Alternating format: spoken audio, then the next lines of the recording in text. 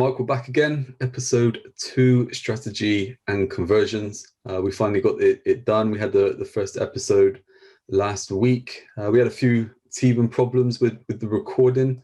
Watching it back, it kind of jumped from screen to screen. So hopefully that has been sorted. Also, so it's the first video that I've watched of myself from like the past kind of like 3 months. And I've actually noticed how bad the beard actually is. Yeah, no, it's not been too bad in the mirror, but once you look on camera, it's like, wow, can't wait for those barbers to open. You know, hopefully we've passed that kind of lockdown stage now. In this, well, let's hope. Yeah, let's hope. Yeah. So anyway, how have you been? All well? Yeah, very good. Thanks. Yeah, good weekend and a bit of a break and back onto it. So yeah, all good. Thanks. Excellent stuff. So we started with that episode last week, and we obviously just got to know a bit about each other's businesses, I guess, and talk about kind of copy and what goes into everything. And as we were going through, we got to that stage about people buying from emotion. Yeah. And we kind of stopped there and said about picking that up. So I guess it's a good point just to dive straight into it. And why not? Start talking about that kind of emotion. And I guess from my point, I guess that kind of emotion is a bit like a kind of an impulse buy. You know, you're at the checkout or something, you've been stuck around for too long. I've done that at the garage, for example, is that you're in the queue, you're waiting, they've got all the sweets lined up. And I always pick up 2 bags of sweets if I'm waiting for too long. I guess is that I'm kind of explaining that in a way where it's like emotion, where you're kind of like, yeah, I want some sweets. You know, so but it's interesting because that emotional buy it transfers into much bigger purchases as well, if you like. Because if you think about buying a kitchen, often you'll find a husband and wife will go to look at buying a kitchen, and they'll dismiss kitchen after kitchen, even though they're exactly the same and the same function. But they'll hit on one. They'll say, "Oh, I love that kitchen." And there's your clue, the fact that I love that kitchen. And then they'll start to justify why that kitchen is better than all the rest that they've ignored. And all those things like how even you could go to far as sort of cars and houses, where people say, I love that car or I love that house. And it may not be as good as some other houses they've seen from a functional point of view, but for some reason it just clicks onto the emotion, and then the justification of the logic comes back to justify why emotionally they've already made the purchase in their head. But you're right, it's on so many different levels. Totally, and I think we all kind of buy it for a reason. I like where you've just touched on that with logic. Because I guess as you were talking then, and you're talking about houses and cars and stuff, I'm thinking to myself, are we getting into that element now of want versus need? Are we looking at that kind of keeping up with the Joneses, or kind of that success in our head to what we want? Is that emotion because we want to have that status and that status and look in that sort of way, or is it just that? It's more about we need it. We need a new kitchen, but we're looking at one that we actually want. Yeah, I think it's that's a really interesting question, and I think it obviously depends so much on the actual person involved. So we're coming back to what we do, especially what I do about writing. And that is that when you write for someone, or if you're putting a message out, whether it's on social media, video, or whatever, if you're putting out a message out to someone, you have to understand that someone and why they would want to buy something. So it could be that you are pandering to their want of upping their status. They want this particular kettle, for example, because it looks better in their kitchen than Mrs. X's kettle down the road, for example. It could be something as simple as that. But you have to understand the kind of person you're going to. If they love status symbols, then you're selling to appeal to that whole emotion of having something that's unique and different to someone else's. So, for example, I've done some writing before for artists, and art is a classic one. So especially when it becomes a a product which is painted, obviously painted by hand, there's only one of them. The uniqueness appeals to so many people because people love to have a unique piece of art in their room, in their house or whatever. And you'll find that the people, the more moneyed, if you like, people with money are always finding something that's unique that will set their house or their wall apart from many others. So emotion can play a huge part in those kind of high ticket sales. Yeah, I was just thinking that when you're just talking, I'm thinking with cars and stuff like that. Obviously, you could buy a brand new car for about £6,000. Yeah. You can buy one for £600,000, right? Yeah. With a kind of Rolls Royce, and I guess you're kind of thinking then, okay, where does that emotion element come into it? Like you said, I guess that uniqueness it comes back to that want. I want that because I want that. Yeah, I want that kind of uniqueness. That I can say to someone else, I don't have that. But I guess then if we come back to that emotion within, I guess just like a general business, if a general business is trying to sell a product or service, I guess that emotion comes into it. Is that emotion they're looking to achieve a quick reaction, or is it something built up over time? Well, again, that's difficult to say. I think in businesses, normally it's I think the difference in business, it's something that has been, in a lot of cases, something that's built up over time, where it started off as being a bit of a hindrance to the business. And I'm talking here maybe sort of smaller businesses where they've managed to deal with it. Yes, it's a pain, but they've managed to deal with it. And then the next month rolls on and months go on, and it increases from being just a mild sort of pain to actually something they really, really want to fix. And to the extent that they can get really, really frustrated with it. And when it's built up over time like that, and you appeal to fixing that challenge they have, that is so appealing to that particular business owner.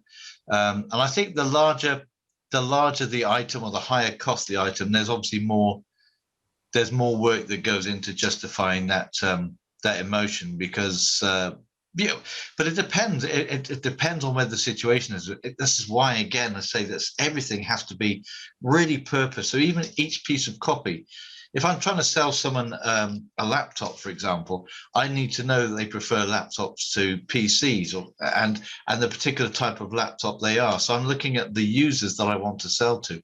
And going back to your analogy from last week and Starbucks and coffees and that kind of stuff, some people like different brands of coffees, and you need to, obviously they've got different avatars for all the different coffees they're selling. But when they sell a coffee, it's the emotional language that goes with this particular, even on the menu, the kind of the emotion that goes to that particular type of coffee, that someone says, oh yeah, I'll have one of those with the extra this and the extra that, because they sense that they're getting more for their money. And again, that appeals to that emotion of not greed, but that emotion that they're getting more value. They're getting more for what they're paying. Yeah, I like that. I like the whole kind of the value thing, getting more for what they're paying. And I think, like you were saying, with that kind of emotion side, I guess for me, it boils down to outcome. So, if we're looking at a product or service that we want to take to market and we want to make it more appealing, we're looking at what the outcome is. So we're looking at that kind of that transition or that transformation. And I guess that kind of that emotion kind of driver, it gets called different things, whether it's a hook, it's a trigger, that transition. I heard it recently called a mechanism. I really like that. Oh wow. A mechanism, someone just moving from one place to the next. Yeah. So yeah, I think that's for me what I kind of think of, I guess, within marketing, that emotion is that what we're looking to do there is we want the outcome of what someone can offer. So even something as simple as, a coffee or something, it's just that, how good am I going to feel having that coffee? How good is that going to make me feel? Yeah. And I guess that's the same with any kind of product or service that someone is offering. Someone's buying it for, they either have a problem or some sort of issue or some desire, and they want that outcome. One of the biggest things I see on telly recently, it's been going on a long time now, but is the MS, the Marks and Spencer's food thing. This isn't just food, this is MS food. It's just, you know, you have got hundreds of different places of outlets selling food.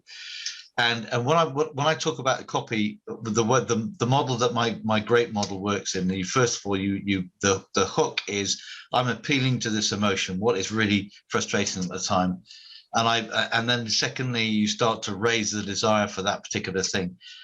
And then the piece that I put in, which I think is missing from a lot of copy, is you tell them that you could, for example, let's take coffee. So you can have a coffee, it tastes like this, it does this, there's a bit of caffeine in it, and it gives you this kind of high.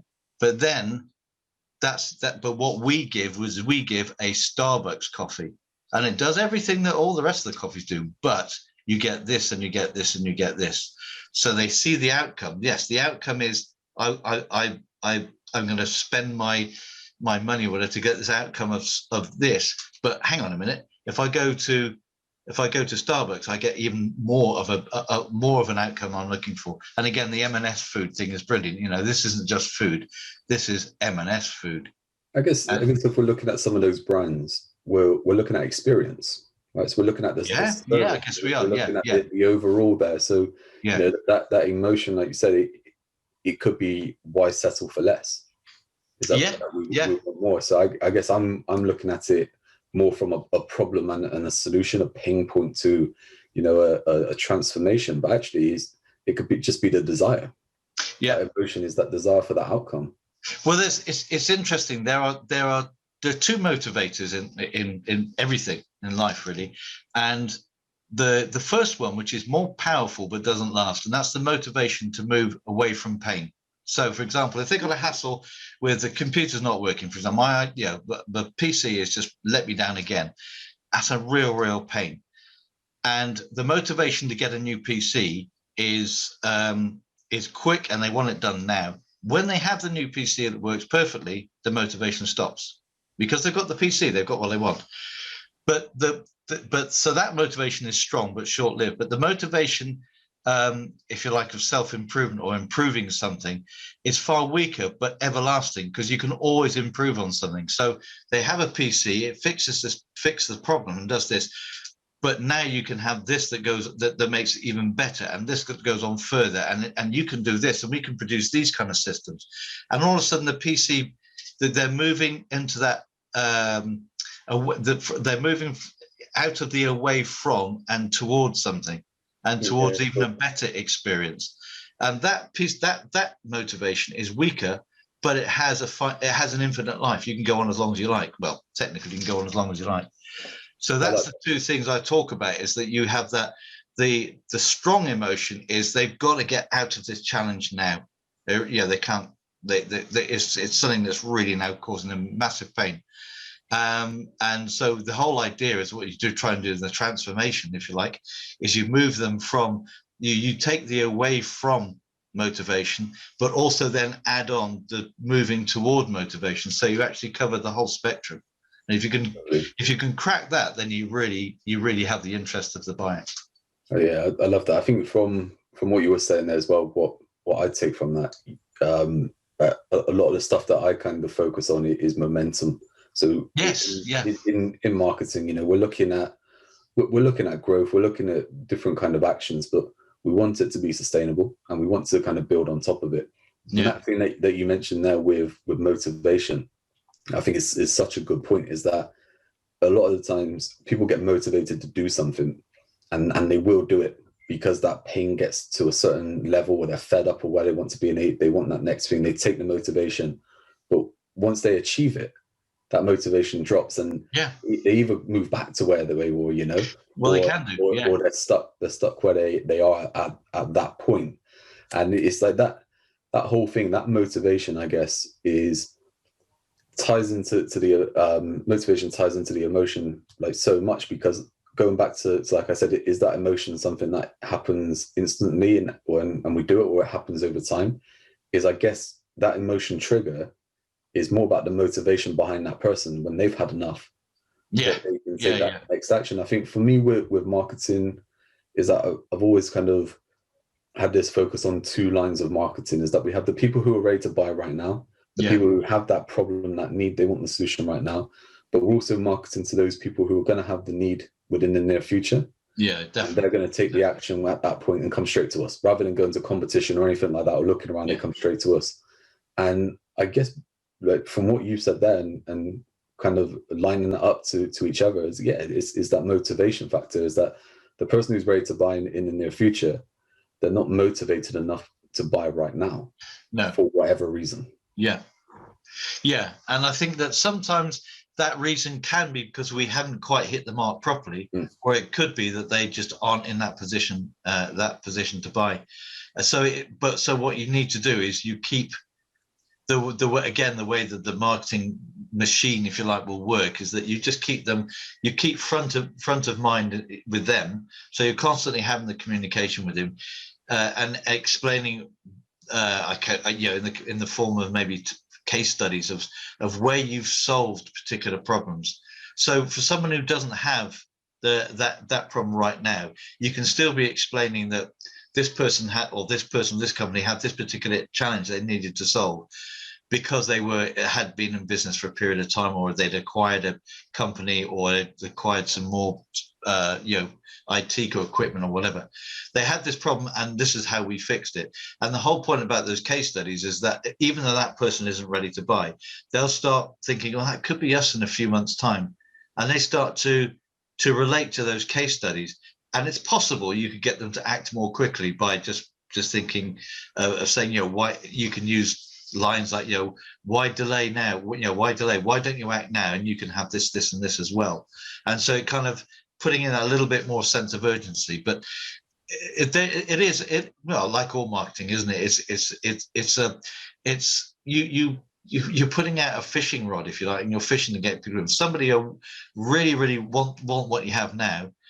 So they want to bite now, and others are just, the fish are swimming around the line thinking, well, I'm not sure yet. I'm not sure what's going on. So, and eventually they'll come closer and closer and closer until you eventually can catch those fish. Really? But it takes time. It can take time. Ask a fisherman. Yeah, I guess that's it, isn't it? I think from what you said there as well, that why delay now? And I think we're getting back into a bit of the kind of topic that we had last week with call to actions, but that kind of thing, why delay now, and buy now, and all that kind of stuff. I guess it's all kind of conditioning. And you mentioned a great point about we're kind of programmed to take commands, and obviously take that next action. But do you think that's why you get a lot of kind of sell items? There's a lot more kind of buzz around sell items, or if you discount something for a short period of time, special offers that people take action then, because it's just like we might miss out. It's motivations there. FOMO has become a thing, hasn't it? And I remember when I first heard the thing FOMO, I thought, what the hell is FOMO? But people do have a fear of missing out on something, and the classic example, really, it was, when all this was going on, was bread flour. So my partner makes a lot of bread, and you could not buy bread flour because people were convinced that they were going to miss out on it. It won't be there. So they just bought it in stacks and stacks, and nobody had any bread flour. There's a great point. I mean, even the toilet roll, right? The toilet roll, you couldn't get it for love nor money. And that's right. That's the emotion, I guess, of people. Completely irrational.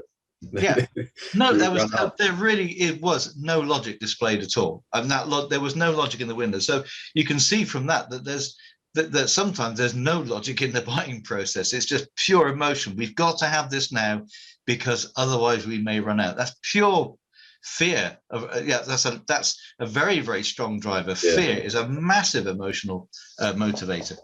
And I guess, like, for me personally, I think a lot of the kind of not marketing in general, but I think as with any industry, there are the kind of sharks about, and you can have these big kind of gurus, and I think they place a lot of fear in their kind of marketing approach, where they're just like, if you don't do this, then you're just stuck where you are. You're never going to get to this kind of point, or you're never going to put in or that kind of effort that you need to, or you're not going to achieve the outcome. And I think sometimes that can dilute the effect of definitely using fear as an emotion within great copy or great marketing, because people have kind of seen stuff before that's put them off. Yes, and you've got to be very mindful of that. And again, that's the whole thing, isn't it? You've got to be, it's got to be balanced. Like I said in the last, last week, is the fact that buyers or prospects, I should say, or buyers, so more sophisticated now than they used to be, and they'll see when when the fear is being ramped up, and immediately they start to see, is that true, is that really going to happen, then they distrust the marketing, they distrust the message. And again, like anything, once you've distrusted something, you'll never buy it, you'll never buy something like that. So there is that really fine balance. So if you have to build what I call in my formula of great, so the E and the A stands for, the E is building the expertise and the authority, and that part of that expertise is trust. And once you have that trust, that someone says, I think you know what you're talking about, and you're offering this as well and that as well, I really do trust that you are gonna provide what I'm asking for. So once we have that trust element in there, I think that's where copy becomes far more effective.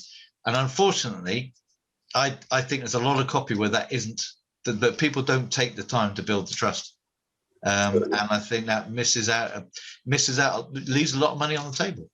I think that trust is big, isn't it? Because that whole kind of, I think we touched on this last week actually, that know, like, and trust part. Yeah. That it's you don't necessarily have to know someone or like them, to still buy from them. But that trust is really big. Yeah. You're not going to buy from someone unless you don't have to trust them fully, I guess, but you have to kind of believe that there is some kind of proof in the pudding, or there is some, I guess, backup to what they're saying. And I like what you said there is that kind of expertise and showcasing that. I like to go beyond the whole kind of know, like, and trust side, and I like to then add in value, intrigue, and desire. And that value is more about authority. Yes. I think value, I think people are still caught up in that whole kind of, you need to give value, and that kind of means that you're giving away stuff. But it's not about just kind of giving away all your kind of secrets or all your knowledge. It's about showcasing your authority within that kind of area, that why people should come to you over possibly someone else, or just giving you that extra kind of step up of the people who are just putting messages out there for the sake of it, that they can do X, Y, and Z.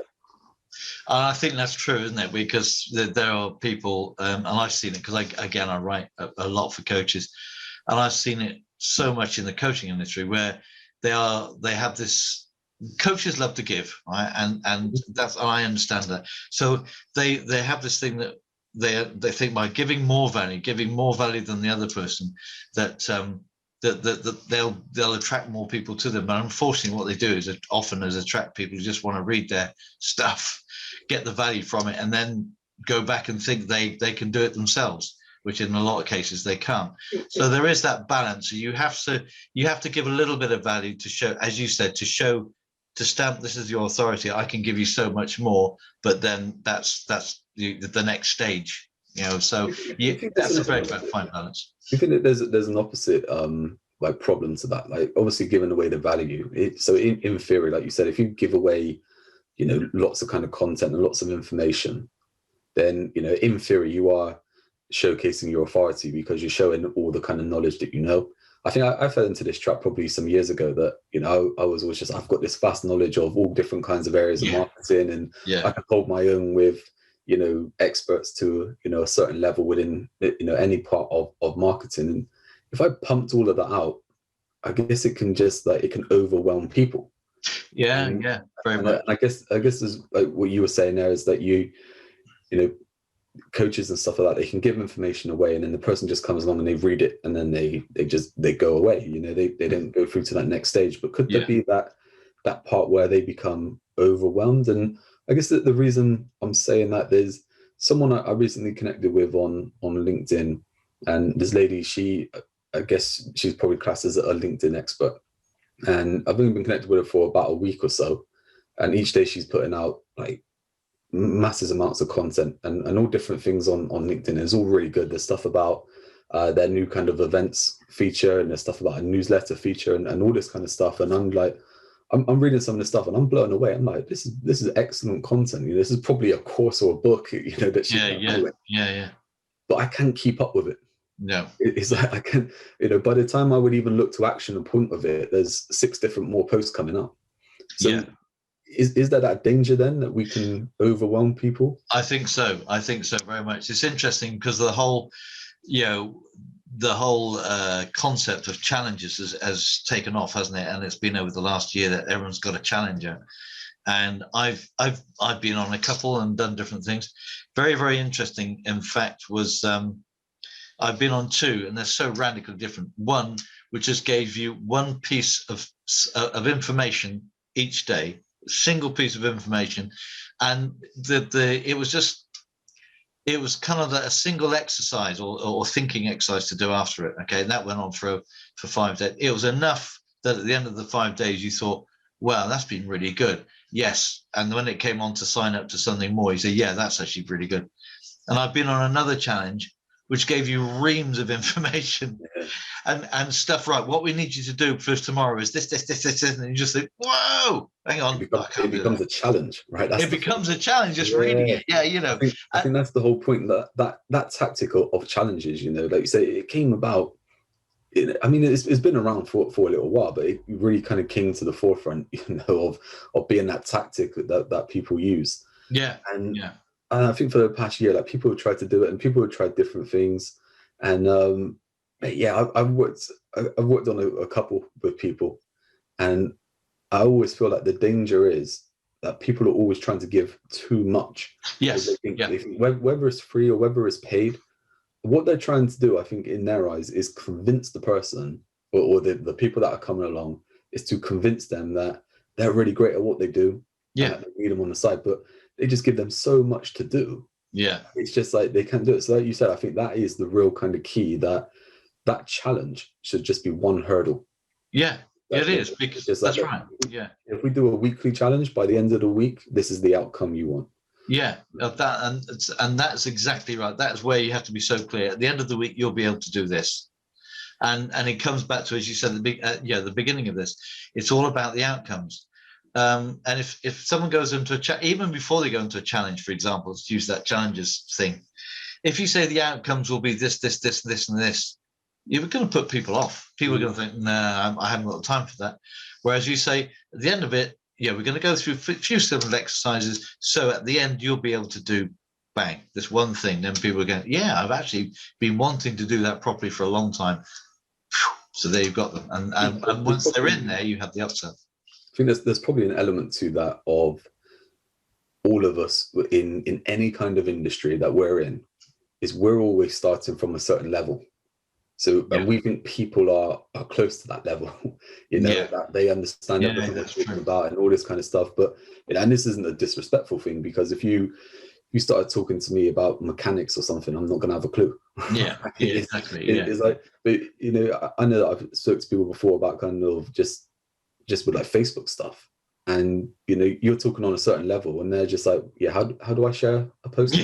Exactly. Like, okay, there's backpedal here, and it's like I said, there's not a disrespectful thing or anything bad. It's just that why would you why would you know that if you're not in the game? And I guess that's marketing in general, isn't it? Is that the entry level is so low that anyone can market their business or get involved, but they just start going down the wrong path, or even worse, they get on that hamster wheel of they just go nowhere. They just doing lots of stuff.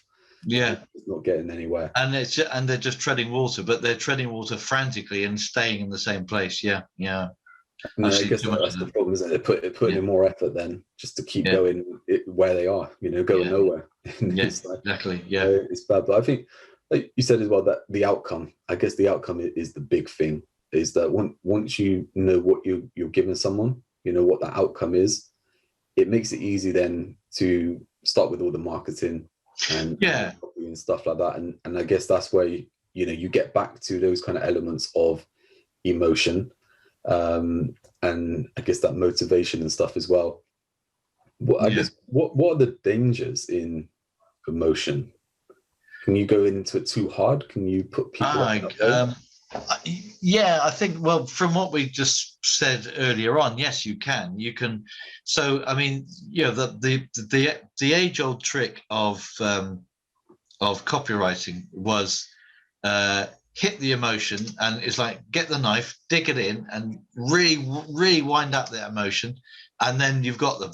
And the problem is with that is that, yes, it probably worked. It did work a few years ago. But now people know when that kind of knife is being dug in unnecessarily.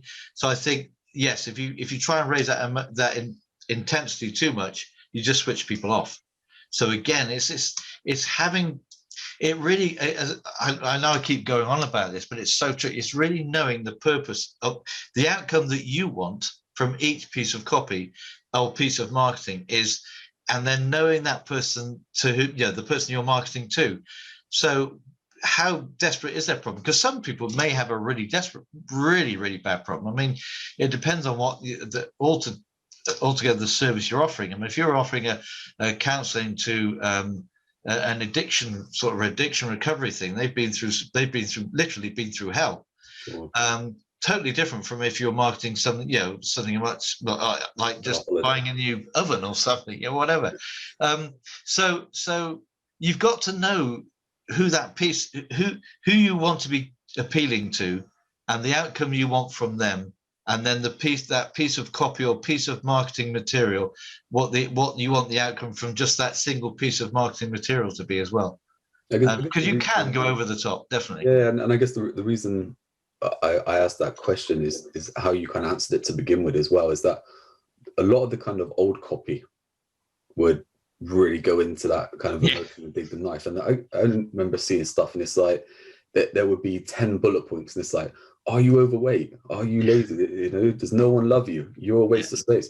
Kind of stuff before it gets to the point we have a solution. Exactly. And it's like, there's a magic pill that they can take, and all their worries go away, and they change, and everyone loves them. But I guess, and we touched on this before about how things have changed, within copy, and I think, mate, you touched on it so well, that the actual person has changed. That kind of sophistication level of them knowing what is real and what isn't, and probably that is a case of the likes of social media and stuff like that we get so much information that we can start to read through it. And I know we touched on this about how there's so much that it can be quite cloudy, but I guess there is that element where we can actually see a good deal when we see it.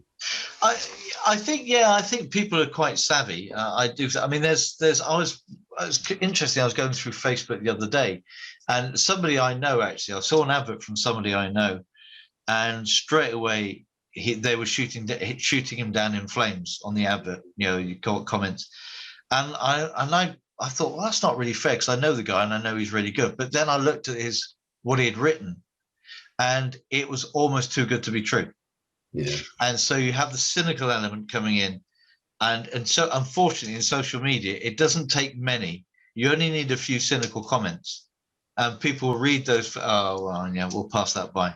And even though a couple of people had tried to defend the cynical comments, it's almost like the damage is done, which is a real shame, because, as I say, I know he was good at what he did, and he was putting everything into his copy, as opposed to just saying, I can help you, again, like we said, I can help you with this. So I think that I think people look at that and they become a bit more savvy. So I think when you're trying to tell them that you can solve all the problems in the world, which somebody might be able to, they're not going to believe it. They're only going to believe that that you're going to be able to solve a portion of their challenges. You may be able to solve the whole lot, but you can do that later in different programs they can go on to at a later stage. But you start off with one element, really. It comes down to that one element, something that you think is going to be really important to them, so that when they read it, they think, I need that fixing, or I need that in my life, or whatever, as opposed to saying, you can have this, and this, because that's a turn off. It's a turn off. It is just that next step, isn't it? That's the thing. It's all we want to do is move someone onto that next step. I think we hit on enough there with, I guess, from the marketing side of the emotion to the customer. Let's flip it on its head, right? And let's look at the emotion side of the marketer, because that you just said about putting something out there, and you start getting people then, I guess, a little bit like trolling you. Even though you think that what you're putting out is truthful and everything, And I guess this is where, going back to, like we said, with that emotion building up over time and motivation building up over time, I see it a lot where marketers, not marketers, but businesses, they will put out some marketing or some advertising. They will put it out and it doesn't work within, 2 days or a week, and they pull the plug. Or they get something negative come back and they pull the plug. And as well as I do that we're talking about building up over time, and different people buying at different stages, that they always pull the plug too soon and think that it doesn't work. And it's like, is that emotion to them? Is it that they kind of think to themselves that they haven't succeeded? Yeah, that's that's impatience, and that again is an emotion, isn't it? It's just they want something to work now, and like we said before, and it's never going to change.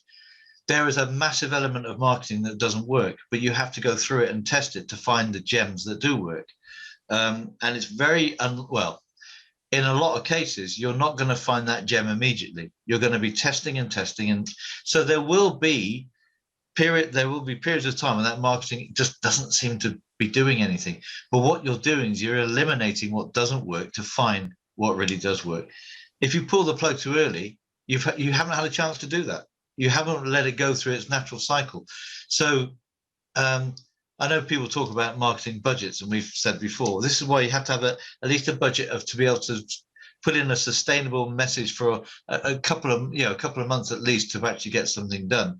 Once you hit the gem, and the marketing budget goes out the window then, because it's like taking a £10 note to the bank and getting 100 quid back. So why will you set yourself a budget? You just put as much money into it as you can. But it's finding that seam of gold takes time. It's just like mining, isn't it? You're going to mine through rock that gets you nowhere until you find that seam of gold. But when you do, it's life changing. Yeah, totally. I guess it's just like, I think we've probably all been there, is that, we start doing something and it doesn't quite work the way we expect it to. Yeah. Maybe we start to question ourselves. And I was talking to a guy earlier, actually, and he was talking about how he doesn't really market himself.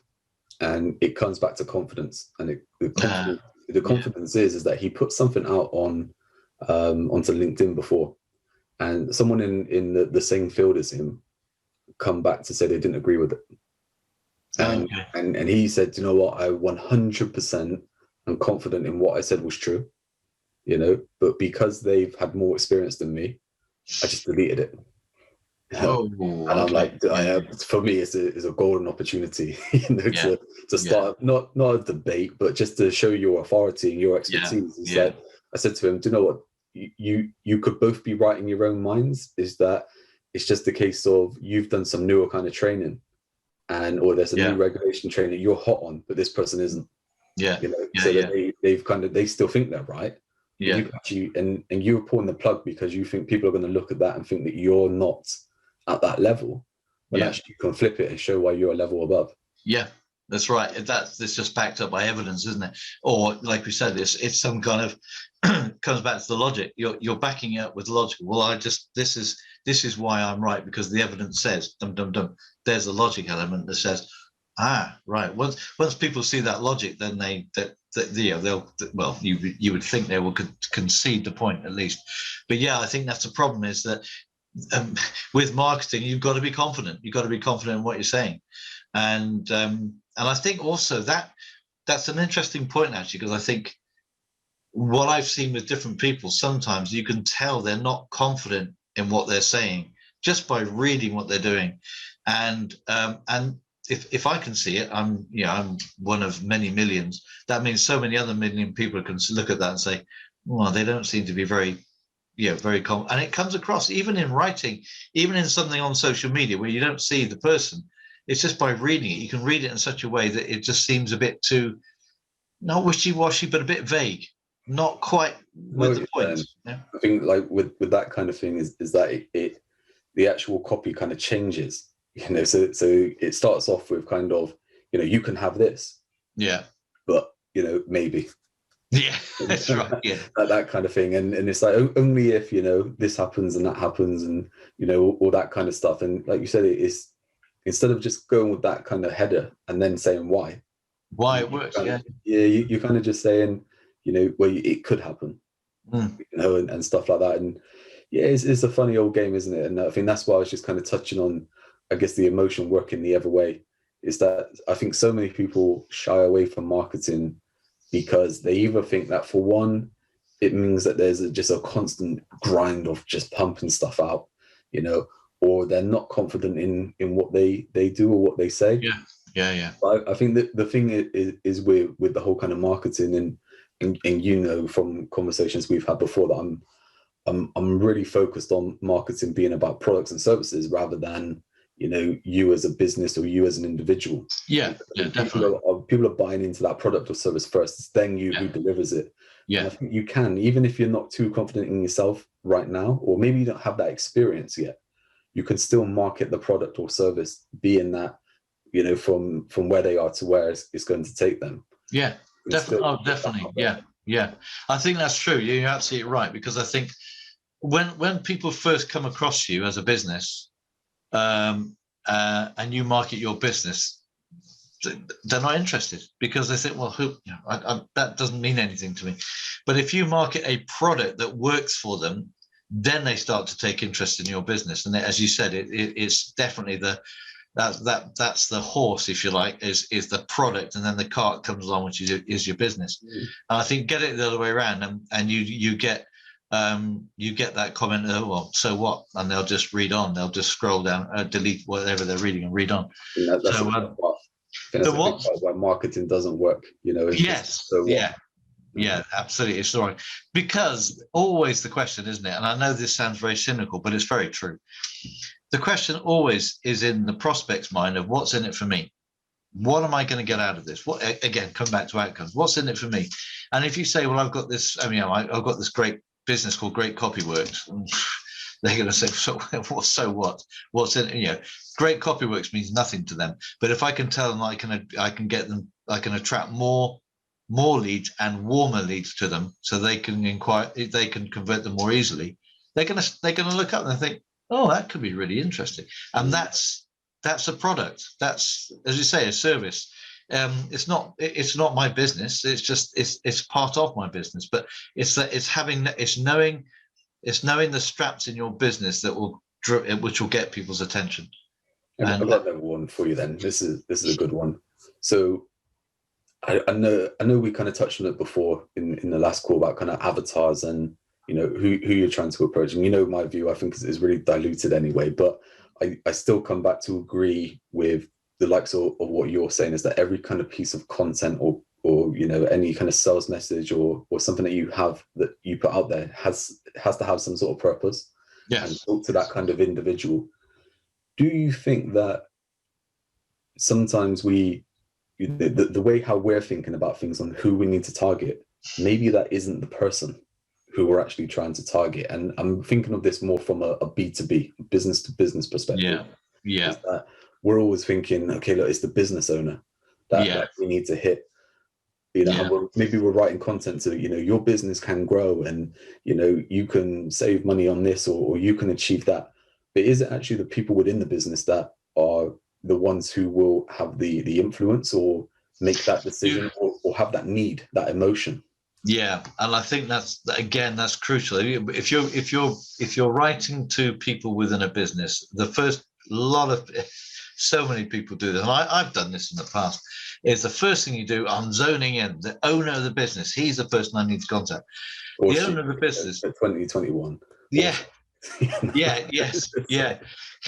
And often they're the person that don't have the time. They're chasing their tails because they're trying to get lots of things done, and they don't have time to read the emails.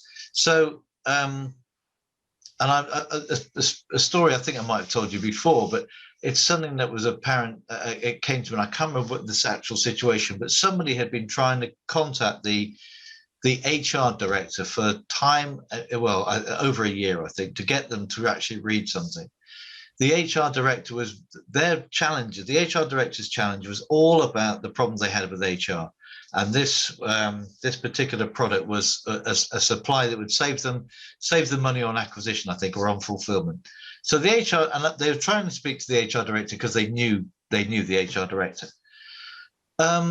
but the HR director had no time to read them. But interestingly enough, they got a name of the sales director, and they spoke to the sales director, and a sales director normally, obviously far more interested in revenue, but also saving costs as well, because they're on the board as well. And when they saw this thing about saving costs and fulfillment, the sales director thought, well, this could be quite interesting. Took it to the board, talked to the board about it, who had the MD and the HR director in there. And the HR director then agreed, oh, well, it could be quite good. I think this person's written to me before. And straight away, that person, obviously the MD was there as well. That person got an interview into their business. I don't quite know how it went on from there, but I just know they got into the business where they had been trying for at least a year without any success. And it just a change of focus to somebody who may have time to read something about costs or revenue. So you've got to try and find when you're talking to a business, it's the MD is not always the person, because the MD, it's about the MD is managing their team. Now, not necessarily interested in the minutiae of saving costs here and saving costs there, because their team does that for them. They have someone on their team to do that. So yes, I think what you've got to do is you find a sponsor who really is interested in what you're offering within that business, and then you work with that sponsor to take that message out into the boardroom. I totally agree. I think that's my kind of view, exactly the same. And the way how I kind of term it would be influence. Who has influence, and I think it probably, to wrap up this episode, we're kind of end on influence. Okay. Yeah. I think, man, this is where I see the next kind of episode going, is there being a gray area within marketing, and it comes down to a bit of that influence side. Yeah. I think so many people, not just in the marketing space, I think you get this from the likes of, say, business coaching, accountancy, and anyone kind of offering any kind of business advice, is they always say, oh, you need to track stuff. You need to know what's working, what's not working, and stuff like that. But as you've already alluded to, that we don't necessarily know what's working yet. No. We have to try different things to then get into that proof of concept, that machine that, we can put £1 in to get £2 back, or £10 or £100. Yeah. Your analogy better, but we need to get to that. But sometimes we start off in such a kind of a restricted way, or kind of tracking everything, that we don't actually get to tweak things or change things. Yeah, and I think that there's a big grey area within marketing that comes down to looking at that data, but also influence. I think there's things that we can't track that can have such a massive impact on our marketing. Yeah, true. And I think we'll end it there. Yeah, okay. Pick up on that one in the next episode. So absolutely. I think that's pretty much it for me. I think, is there anything else you want to touch on from? No, I think we've covered a lot about emotion and the whole emotion and the logic thing. So I think we've covered it all. I did realize one kind of fatal error within this whole kind of call. Is I didn't get a cup of tea at the start again. I have to start remembering this. But I think from all in all, it's been a pleasure. Yep, indeed it has. It's been a great chat. We've done the second episode of Strategy and Conversions, and we'll get on to the third one soon. Yep. Okay. That's it. Take care. Yeah, and you. Okay. Cheers, Jen.